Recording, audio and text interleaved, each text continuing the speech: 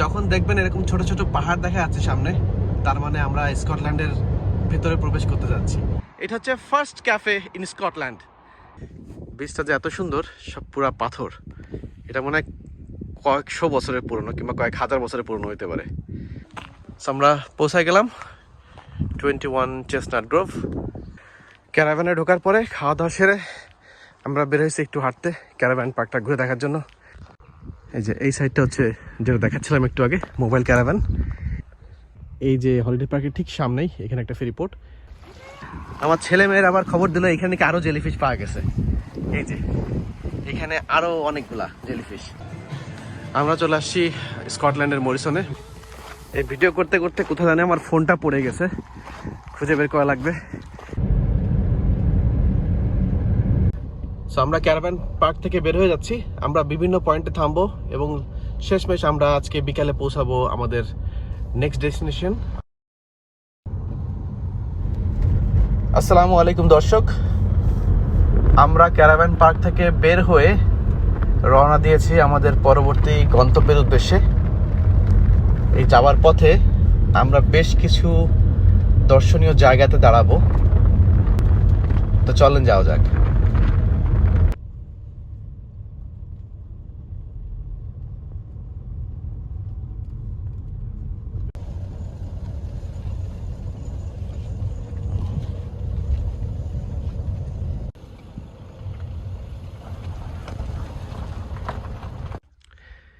এই মুহূর্তে আমরা আছি স্কটল্যান্ডের সাউথ ওয়েস্ট প্রান্তে, একদম শেষ সীমানায়। এখানে একটা লাইট হাউস, এটা দেখার জন্য আমরা আসলাম। তো এখানে দেখেন কি একটা ভিউ, চরম একটা ভিউ। এখানে লাইট হাউসটা সম্পর্কে বর্ণনা করা আছে। এই সেই লাইট হাউস। আর এইখানটাতে লাইট হাউসের সাথে দেখেন একটা দারুণ একটা লাল রঙের একটা হর্ন। তার মানে এটা হচ্ছে যখন জাহাজগুলো আসে তাদেরকে সংকেত দেওয়ার জন্য। আর এই লাইট হাউসের ঠিক দূরে, ওই যে দূরে যে পাহাড়গুলো দেখতে পারতেছেন, ওইটা হচ্ছে নর্দার্ন আয়ারল্যান্ড। আমরা গাড়ি থেকে যখন উপর থেকে নামতেছিলাম তখন এই লাইট হাউসের দিকে আসার সময় দেখি যে ওই যে জাহাজ, ওই যে ফেরিটা যাচ্ছে নর্দার্ন আয়ারল্যান্ডের রাজধানী বেলফাস্ট, ঠিক ওই প্রান্তে, ওখানে ওরা যাচ্ছে। এই কর্সওয়েল লাইট হাউসটা স্কটল্যান্ডের বার্নহিল এলাকার উপকূলে অবস্থিত। এটা মূলত অনেক পুরাতন একটা লাইট হাউস, যা পরবর্তীতে বিলাসবহুল হোটেলে রূপান্তর করা হয়। লাইট হাউসটা 1817 সালে বিখ্যাত প্রকৌশলী রবার্ট স্টিভেনসন নির্মাণ করেন, যিনি লেখক রবার্ট লুইস স্টিভেনসনের দাদা ছিলেন। এই লাইট হাউসটি এখনও সক্রিয় এবং নর্দার্ন লাইট হাউস বোর্ডের তত্ত্বাবধানে পরিচালিত হয়। এই লাইট হাউস থেকে আইরিশ সাগর, আরান দ্বীপ এবং স্কটিশ উপকূলের চমৎকার দৃশ্য দেখা যায়। 1994 সালে পুরাতন থাকার জায়গাটাকে হোটেল হিসেবে চালু করা হয়। এখানে ভ্রমণ পেপাসীরা আসে এখানকার অসাধারণ দৃশ্য, শান্ত পরিবেশ এবং বিলাসবহুল থাকার অভিজ্ঞতা নেওয়ার জন্য। আমরা একটু সমুদ্রের কাছে যাব। ছেলে মেয়ের অ্যাডভান্স, ওরা অলরেডি চলে গেছে ওখানে। এই সাইডে কি আছে একটু দেখে আসি।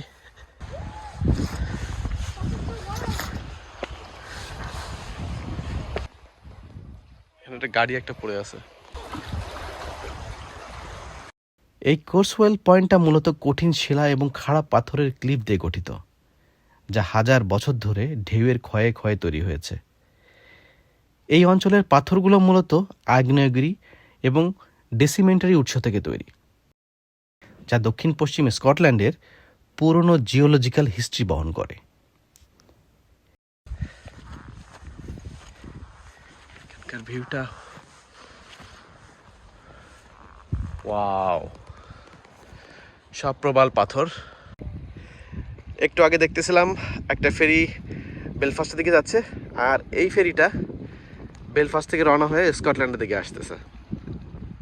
এই উপকূলটা স্কটল্যান্ড এবং নর্দার্ন আয়ারল্যান্ডের ঠিক মাঝখানে অবস্থিত, যেটা নর্থ চ্যানেলের দিকে মুখ করে আছে। তাই এখানে সমুদ্র স্রোত এবং ঢেউ খুবই শক্তিশালী। শীতকালে বা ঝড়ের দিনে বিশাল ঢেউ এই ক্লিফে আছড়ে পড়ে। এটা স্টর্ম ওয়াচিংয়ের জন্যও বিখ্যাত। দ্য গার্ডিয়ান পত্রিকাও এটা উল্লেখ করা হয়েছে।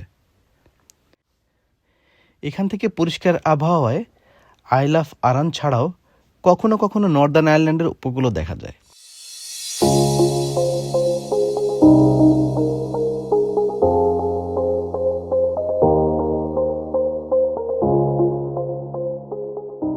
এই উপকূলের পাশে পুরনো আয়রন এজের একটা ফোর্ট আছে, যা এই এলাকার ঐতিহাসিক গুরুত্ব বাড়িয়ে দিয়েছে। এখানে প্রায় সিল, ডলফিন, ওয়াটার এবং পরপস দেখা যায়। পাথরের তীরে এইসব প্রাণীদের জন্য বিশেষ নিরাপদ আশ্রয়। এছাড়া এই উপকূলে সি বার্ড যেমন জ্যানেটস, ফুলমার্স এবং কমরেন্টসের মতো গুরুত্বপূর্ণ সামুদ্রিক পাখি দেখা যায়।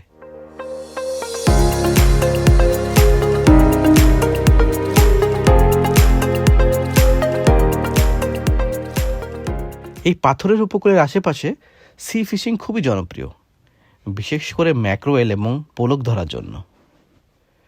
কোর্সওয়েল পয়েন্টের পশ্চিমমুখী অবস্থানের কারণে এখানে সূর্যাস্ত খুবই দারুণভাবে দেখা যায়। অনেক পর্যটক শুধু সানসেট ফটোগ্রাফির জন্যই এখানে আসে।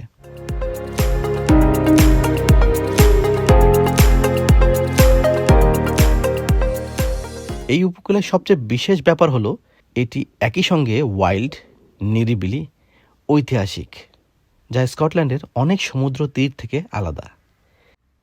ইতিহাস এবং প্রকৃতিপ্রেমীদের কাছে এটা স্কটল্যান্ডের অন্যতম একটা আকর্ষণীয় স্থান।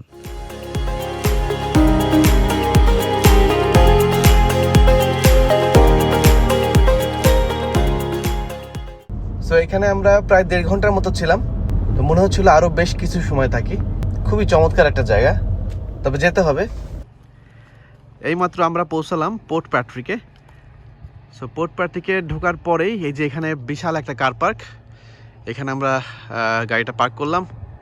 এখন আপনাদের কিছু দৃশ্য দেখাই এখানকার।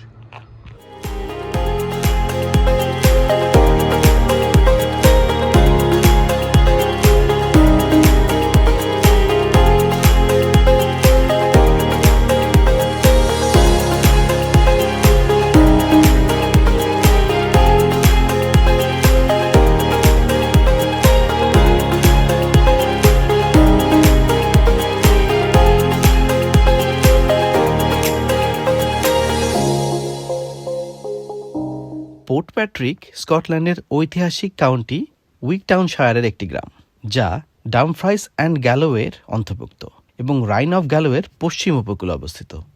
পোর্ট প্যাট্রিক নামটির অর্থ হল সেন্ট প্যাট্রিক্সের বন্দর। কিংবদন্তি সেন্ট প্যাট্রিক্স এই স্থান থেকেই আয়ারল্যান্ডে যাত্রা করেছিলেন। আয়ারল্যান্ড থেকে মাত্র 21 মাইল দূরত্ব থাকার কারণে 1616 সালে পোর্ট প্যাট্রিকের এই অঞ্চলে আয়ারল্যান্ডের প্রথম ফেরি সেবা চালু হয়েছিল। 1800 এবং 1900 শতকে যখন আয়ারল্যান্ড এবং স্কটল্যান্ডের মধ্যে যাত্রী, ডাক, মেইল এবং মালামাল পরিবহনের জন্য ফেরি সার্ভিস চালু হয়, তখন এই পোর্ট প্যাট্রিক গ্রামটাকে আয়ারল্যান্ডের গ্রিটনা গ্রিন বলা হতো। কারণ যেহেতু সময় কম লাগতো, তাই আয়ারল্যান্ড থেকে কাপলরা এসে এখানেই বিয়ে করত।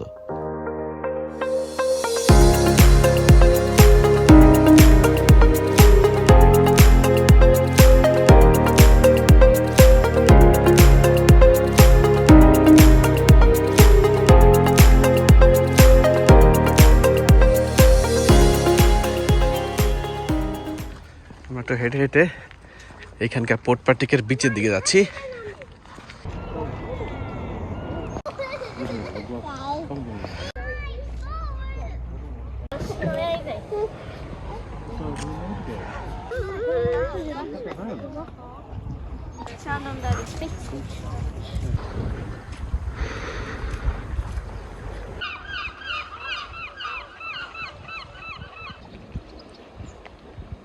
ষোলোশো শতকের দিকে এই পোর্ট প্যাট্রিকের সাউথ সাইডের প্রায় আধা মাইলের ভেতর 2টা ক্যাসেল তৈরি করা হয়েছিল, প্রতিরক্ষার জন্য অবশ্য, যার ভেতর ডান্সকি ক্যাসেল বেশ জনপ্রিয়। এখানে আসলে এটাও দেখতে পারেন। যেখানে পৌঁছাতে হলে বেশ খারাপ পথ এবং বেশ চিকন একটা ব্রিজ পার হতে হবে, তারপরও দেখে আসতে পারেন।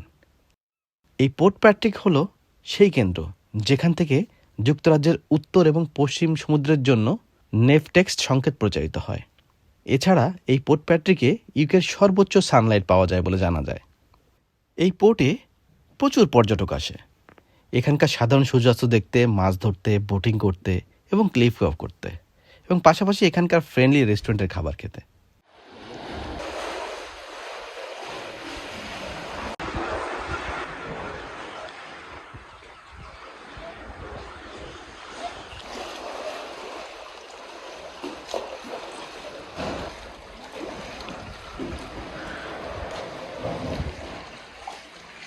ছোট্ট একটা পোর্ট স্কটল্যান্ডের, তারপরও এত সুন্দর জায়গা বলে বোঝানো যাবে না।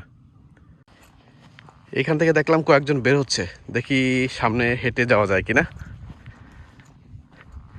দুজন বয়স্ক মানুষ দেখলাম এখান থেকে হেঁটে বেরোইলো, কোন দিক দিয়ে আসলো কি জানি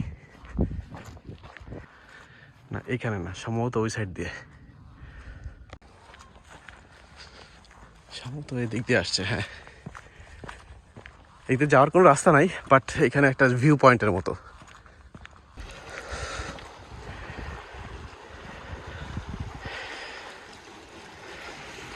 ওয়াও, কত সুন্দর। তবে নিঃসন্দেহে এইখানকার পানি অনেক পরিষ্কার, কারণ বালি নাই। দেখতে পাচ্ছেন ঠিক এই জায়গাটাতে দেখতে পাচ্ছেন যে নীল পানি, সম্ভবত নিচে আলো পড়ছে, ওইটা পরিষ্কার দেখা যাচ্ছে যে নীল একদম। এই যে পাথরগুলো দেখতে পাচ্ছেন, এইগুলা শত শত না, এটা আমার মনে হয় 1000 বছরের পুরনো। আর এই যে কালো কালো পাথরগুলো সমুদ্রের থেকে, আমরা যেগুলো আসলে ছোটোবেলায় পড়ছি, সমুদ্রের নিচে যখন আগ্নেয়গিরির অগ্নুৎপাত হয় তখন আর কি যে লাভাগুলো বের হয়ে আসে সেটা সমুদ্রের উপরে ঠেলে দেয়, সম্ভবত সেইগুলাই আসলে এরকম আস্তে আস্তে এরকম পাথরের পরিণত হয়েছে।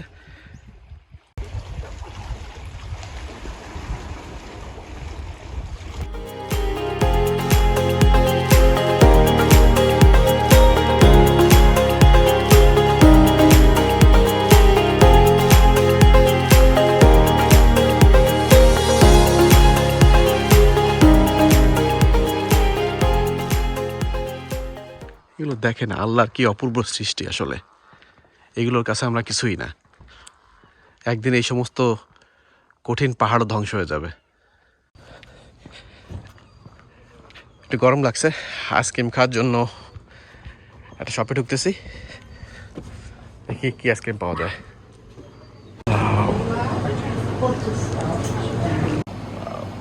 Wow, it's nice shop. Everybody is recommended to come here. Okay, so আমরা স্ট্রবেরি নিলাম, স্ট্রবেরি আইসক্রিম, রিয়েল স্ট্রবেরি।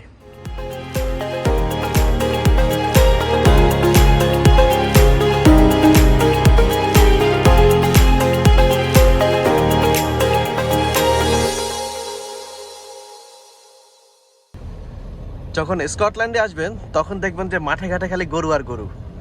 আর যদি সুইজারল্যান্ডে যান তাহলে গরুর গলায় ঘন্টা থাকবে।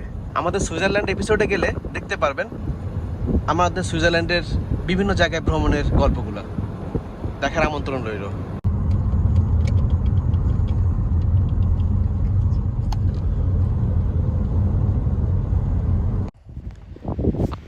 আমরা আসছি পোর্ট লোগানে, আর এই পোর্ট লোগান দক্ষিণ পশ্চিম স্কটল্যান্ডের একটা ছোট্ট গ্রাম, যা স্টেনার শহর থেকে প্রায় 11 থেকে 12 মাইল দক্ষিণে।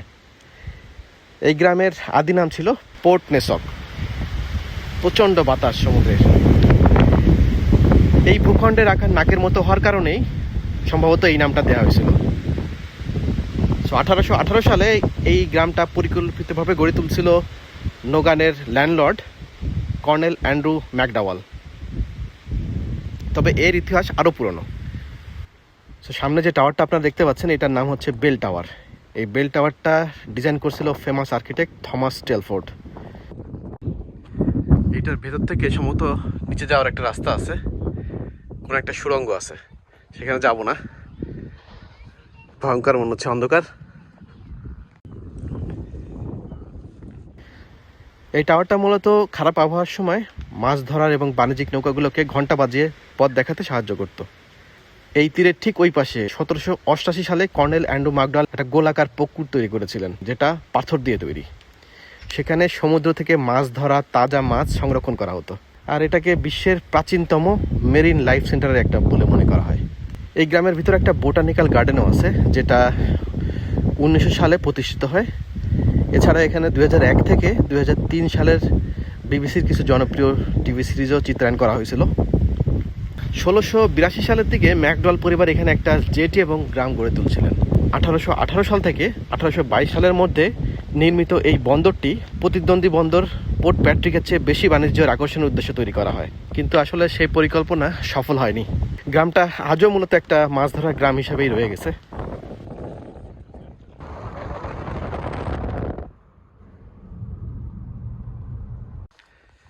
আমরা একটা জায়গায় দাঁড়ালাম, এটা হচ্ছে পিকনিক এরিয়া বলতেছে। খুব দারুণ একটা জায়গা, সমুদ্রের পাড়ে। এবং আপনাদের একটা দারুণ জিনিস দেখাবো কিছুক্ষণের ভিতরে, ওয়েট করেন। সো এটা হচ্ছে মুল অফ গ্যালওয়ে। এটা স্কটল্যান্ডের সবচেয়ে দক্ষিণের একটা ভূখণ্ড। দেখেন আমরা যেখানে দাঁড়াইলাম এই জায়গাটা ঠিক পিকনিক স্পট, এটা পিকনিক এরিয়া। এর ঠিক পাশে দেখেন কি পরিমাণ আপেল। এটা গাছে এত বেশি আপেল হয়েছে, ওই সাইডে যাওয়া যাবে না, ওই সাইডে যাইতে পারলে আপেলগুলো ভালো পাওয়া যাইতো। ওয়াও, এখানে অনেকে যারা যারা আসছে আগে তারা খেয়ে ফেলছে, বাট ওই কর্নারটাতে আপেলের পরিমাণ অনেক বেশি।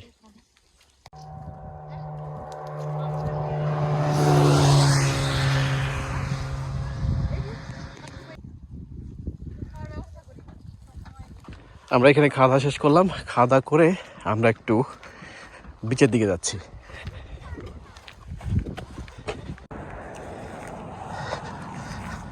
এখান থেকে ছোট একটা রাস্তা মনে হয়, এই আল্লাহ কাটা ফুটছে না। এখানে পুরা বীজটাই পাথরের, কি চমৎকার পাথরের স্ট্রাকচার চারিপাশে। আশেপাশে বেশ বড় বড় পাথর দেখা যাচ্ছে। দেখতে পাচ্ছেন দুজন ফিশারম্যান এসে মাছ ধরার চেষ্টা করতেছে বড়শি দিয়ে।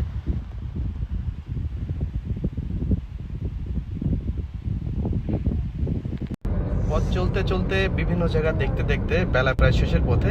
সো আমরা এখন পথ ধরেছি আমাদের মূল গন্তব্য, যেখানে আমরা আজকে রাত্রে থাকবো সেই উদ্দেশ্যে। হয়তো আর ঘন্টাখানেকের ভেতর আমরা সেখানে পৌঁছে যাব। সো এটা হচ্ছে আমাদের ক্যাম্প সাইটের মেইন গেট, সম্ভবত ওই বিল্ডিংটা হচ্ছে রিসেপশন।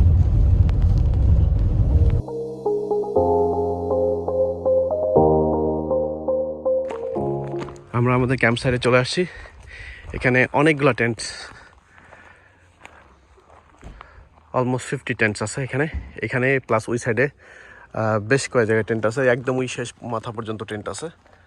আমরা অলরেডি টেন্ট সিলেক্ট করে ফেলছি, এখন কিছুক্ষণের ভিতরে আমরা টেন্টে যাব। ক্যাম্প সাইটে আমরা অলরেডি চেক ইন করছি। চেক ইন করার পরে এখন আমাদের টেন্টটা আমাদেরকে বুঝাই দেওয়া হয়েছে। এইটা হচ্ছে আমাদের টেন্ট। এখানে দেখেন অনেকগুলো টেন্ট আছে। সো আমাদের টেন্টটা হচ্ছে এটা।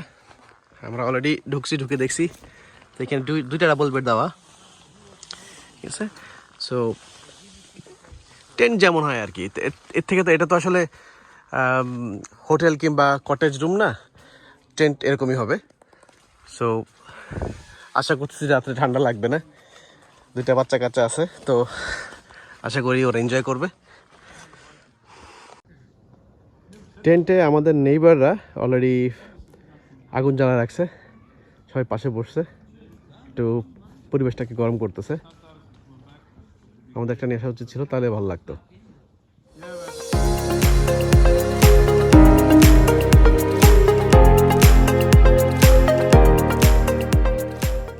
সো যেহেতু আমাদের পৌঁছাতে বেশ দেরি হয়ে গেছে, সো আর একটু আগে আসলে হয়তো ভালোভাবে ঘুরে দেখাতে পারতাম। তো যাই হোক, আমরা জোহর এবং আসরের নামাজ একসঙ্গে পড়ে মাগরিবের আগে আগে কোথায় কি কি আছে একটু দেখার জন্য বের হয়েছি।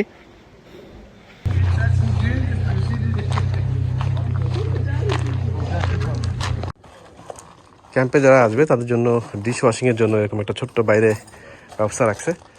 আর এখানে হচ্ছে টয়লেট, এখানে শাওয়ার এবং টয়লেটের ব্যবস্থা। এখানে আমাদের ক্যাম্প সাইট থেকে, আমাদের ঠিক টেন্ট থেকে, ওই যে আমাদের টেন্ট দেখা যাচ্ছে, সো এখান থেকে এখানে এটা হচ্ছে ক্যাম্প সাইটের বাথরুম। একেবারেই খারাপ বলা যাবে না, একটু পানি পড়ে থাকে এই আর কি, সবাই তো হাত মুখ ধোয়।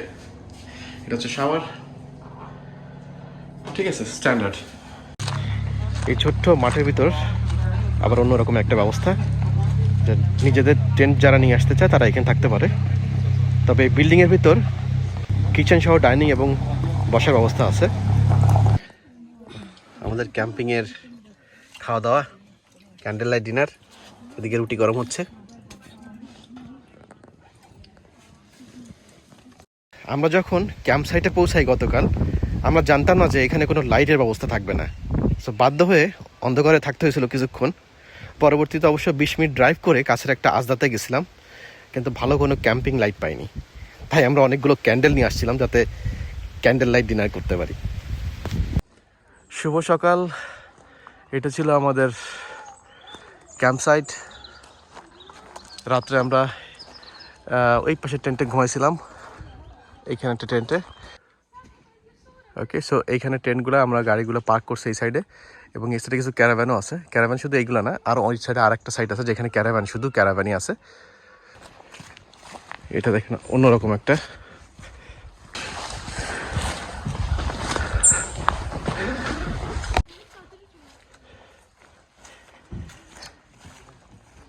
টেন্টের। এখানে আবার একটা দোলনা ঝোলানো, বাচ্চারা দোল খাচ্ছে। সত্যি ক্যাম্প সাইট হিসেবে যথেষ্ট ভালো একটা ক্যাম্প সাইট, সব ফ্যাসিলিটিস আছে। বাট এদের আয়োজনটা আমার কাছে বেশি ভালো লাগে না। ব্রেকফাস্টটা আসলে খুব বেশি ভালো কোয়ালিটি ছিল না, জাস্ট ব্রেড অ্যান্ড ক্রসেন, আর কিছুই না। ওয়াও, দৃশ্যটা দেখেন, দৃশ্যটা দেখেন এখান থেকে।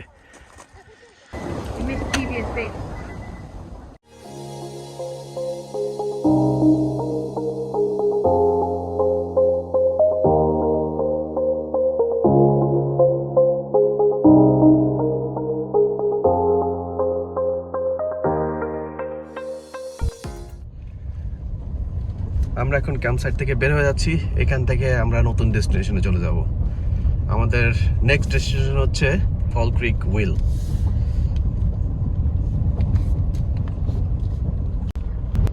আমরা প্রবেশ করতেছি ফল ক্রিক উইলের এরিয়ার ভেতর, আর দূর থেকে দেখতে পাচ্ছি ফল ক্রিক উইলটা। ওকে, এখানে একটা পার্কিং মনে হয় পাওয়া যাবে, তো আমরা এখানটাতে পার্ক করলাম। অনেক বিশাল একটা কার পার্ক। এখানে কার পার্কিং এর জায়গা পাওয়াটা খুবই মুশকিল, একটার পর একটা গাড়ি আসতেছে যাচ্ছে। সো আমরা এখন ফল ক্রিক উইল দেখার জন্য যাচ্ছি। এই ফল ক্রিক উইল দেখতে কোনো টিকিটের দরকার নেই, তবে যারা এখানে আসবেন তারা হলিডে বোট হায়ার করতে পারবেন, এখানে যোগাযোগ করতে পারবেন। পাশাপাশি যারা ফল ক্রিক উইলে উঠতে চান তাদের জন্য টিকিটের ব্যবস্থা আছে এখানে। সো আমরা ফল ক্রিকের বেশ কাছে চলে আসছি। কি চমৎকার, বিশাল। আপনারা হয়তো এখনো বুঝে উঠতে পারেননি যে এই ফল ক্রিক উইলটা আসলে কি। এই ফল ক্রিক উইলটা হলো বিশ্বের একমাত্র সম্পূর্ণ ঘূর্ণায়মান বোট লিফট। এক সময় গ্লাসগো এবং এডিনবরা শহরকে পানির পথে সংযুক্ত করার জন্য ফোর্থ ও ক্লাইড ক্যানেল এবং ইউনিয়ন ক্যানেল, এই দুইটা ক্যানেলকে একসাথে করার চেষ্টা করা হয়। কিন্তু এই দুই ক্যানেলের পানির স্তরে ছিল অনেক পার্থক্য, প্রায় 115 ফুট। সো প্রথম দিকে এই সমস্যার সমাধানের জন্য 1 মাইল জুড়ে 11টা লক বসানো হয়েছিল, কিন্তু এই লক পার হতে প্রায় 8 ঘন্টা সময় লাগতো এক একটা বোটের।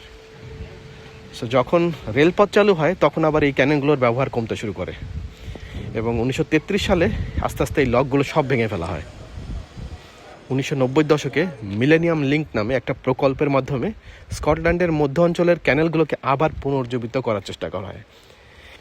প্রথম থেকেই পরিকল্পনা করা হয় যে পুরনো যে লক সিস্টেম ছিল ওইটা রিবিল্ড না করে 21 সেঞ্চুরির একটা ড্রামাটিক ল্যান্ডমার্ক তৈরি করা হবে। সো এই পরিকল্পনার সময় এই রোটেটিং বোট লিফটের ধারণাটা আসে, এবং 1998 সালের শুরুর দিকে মূল প্ল্যানটা ফাইনাল করা হয়। এই যে স্ট্রাকচারটা আপনারা দেখতে পাচ্ছেন, এটা ডার্বিশায়ারের বাটারলি ইঞ্জিনিয়ারিং প্ল্যান্টে তৈরি করা হয় এবং সম্পূর্ণভাবে বিল্ড করা হয়েছিল। তারপর আবার 2001 সালে সামারে সেটা খুলে ফেলে 35টা লরিতে করে এই ফল ক্রিকে নিয়ে আসা হয়, এবং 5টা অংশে আবার রিবিল্ড করে ফুললি এস্টাবলিশড করা হয়। অবশেষে 2002 সালের 24শে মে ব্রিটেনের রানী কুইন এলিজাবেথ এই ফল ক্রিক উইলের আনুষ্ঠানিক উদ্বোধন করেন। এটা কিন্তু শুধু ইউকের না, এটা সারা বিশ্বের একমাত্র রোটেটিং বোট লিফট। এটার উচ্চতা 35 মিটার, যেটা 8টা দোতলা বাস সাজায় রাখলে যেরকম উচ্চতা হবে সেরকম। আর অবাক করার বিষয় হলো এটা চলতে খুবই কম এনার্জি খরচ হয়। মানে চায়ের যে কেতলি আছে, এরকম 8টা চায়ের কেতলিতে পানি ফুটাতে বা চা ফুটাতে যতটুকু পাওয়ার খরচ হয়, এই হুইল পুরোটাই ঘোরাতে ঠিক ততটুকুই খরচ হয়। আর হুইল বানানোর কারণে আগে যে 11টি লক পার হতে প্রায় প্রতিটা বোটের 8 ঘন্টা সময় লাগতো, এখন সেটা 15 মিনিটেই সম্ভব। তো 15 মিনিটেই 4টা বোট পার হতে পারে। একবার চিন্তা করেন, এটা বানাইতে 1200 টন ইস্পাত ব্যবহার করা হয়েছে, এবং এতে 15,000-এর বেশি বোল্ট লাগানো আছে। আর অবাক করার বিষয় হলো প্রতিটা বোল্ট কিন্তু হাতে লাগানো হয়েছে, এবং হাতেই টাইট করা হয়েছে, কোনো মেশিন ব্যবহার করা হয়নি। এই ঘোরাঘুরির ফাঁকে আমরা হালকা পাতলা একটু নাস্তা সেরে নিলাম।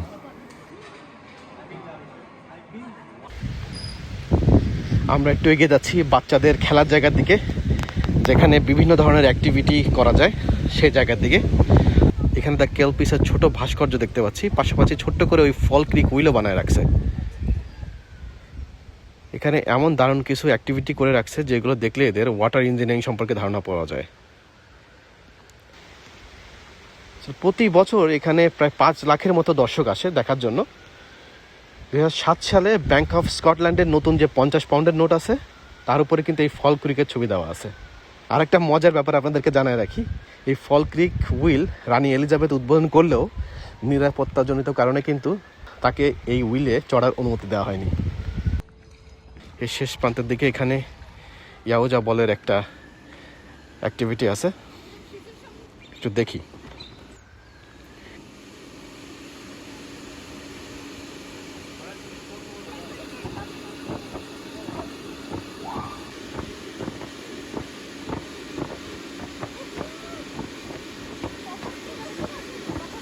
এগুলো ছাড়াও এখানে অনেক ধরনের অ্যাক্টিভিটি আছে যেগুলো অধিকাংশই আজকে বন্ধ।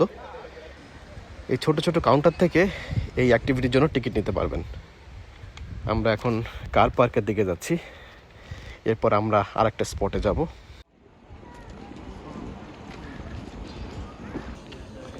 এটা হলো ফল ক্রিক কার পার্কের পেমেন্টের জায়গা। অবাক করার বিষয় হলো এত বড় কার পার্ক, কিন্তু এখানে এই পেমেন্ট পয়েন্ট ছাড়া আর কোনো পেমেন্ট পয়েন্টই পেলাম না। এমনকি অ্যাপের মাধ্যমে পেমেন্ট করা যায় না এখানে। আমরা চলে আসছি স্কটল্যান্ডের অন্যতম বিখ্যাত আধুনিক ভাস্কর্য দ্য কেলপিস দেখার জন্য। আমরা এই এলাকাতে গাড়ি পার্ক করছি, এখন হাঁটতে হাঁটতে আমাদেরকে সামনের দিকে এগিয়ে যেতে হবে। সো এখান থেকে আমাদেরকে হাঁটতে হবে প্রায় 7-8 মিনিটের মতো। আমরা প্রায় চলে আসছি। এই কেলপিস হলো স্কটল্যান্ডের ফল ক্রিক এবং গেঞ্জমাউথ শহরের মাঝের দিকে M9 মোটরওয়ের ঠিক পাশে অবস্থিত। এই দুইটা ভাস্কর্যের প্রতিটির উচ্চতা প্রায় 30 মিটার বা 98 ফিট, ওজন প্রায় 300 টন। প্রতিটা ভাস্কর্যের ভিত্তিতে তৈরি হয়েছে 1200 টন ইস্পাতের সাথে কনক্রিটের মিক্স। দ্য কেলপিস তৈরির ধারণাটা আসে 2006 সালে, যখন ব্রিটিশ ওয়াটারেজ একটা ল্যান্ডমার্ক তৈরির পরিকল্পনা করে। কোনো এক সময় খালের মাধ্যমে বাস টানার ঐতিহ্যবাহী কাজে ঘোড়ার একটা ভূমিকা ছিল এবং সেখান থেকেই এই পরিকল্পনাটা করা হয়।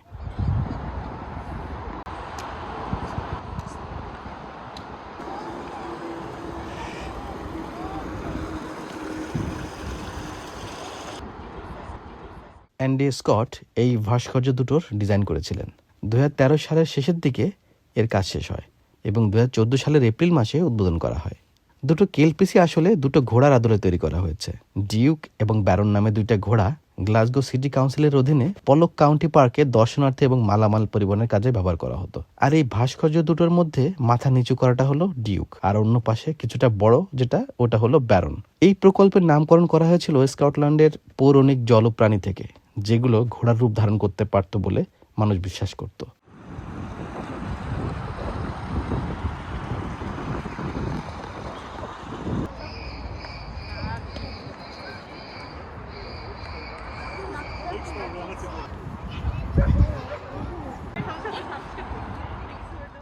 দ্য কেলপিস এতটাই প্রভাবশালী প্রকল্প ছিল যে লিভিং ল্যান্ডমার্কস তহবিল থেকে 25 মিলিয়ন পাউন্ড অনুদান পায় এবং এটা দিয়ে এই পুরো হেলিক্স পার্কের কাজ সম্পন্ন করা হয়।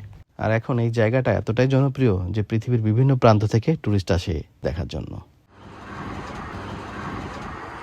আমরা একটু টি উইথ ফ্লেক যেটা এটা নিয়ে খাই। So thank you so much. So how much is that?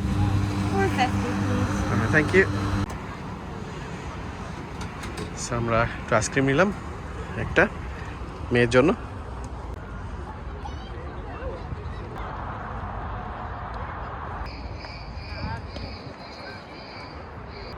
Okay, so দেখা শেষ করে আমরা এখন একটা ছোট্ট মিউজিয়াম আছে এখানে, এই মিউজিয়ামটাতে ঢুকবো।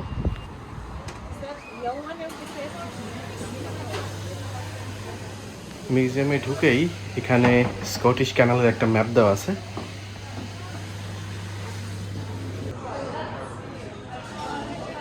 আর এই সাইডটাতে বেশ কিছু সুভেনিয়ার শপ।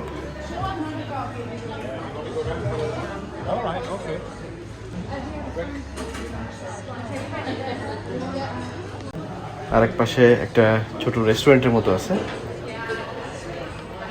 আমরা এখন মিউজিয়ামের ভিতরে ঢুকতেছি। এটা এক রুমেরই একটা মিউজিয়াম। এখানে বিভিন্ন দেশের খুব নাম করা কিছু ভাস্কর্য এখানে রাখা আছে।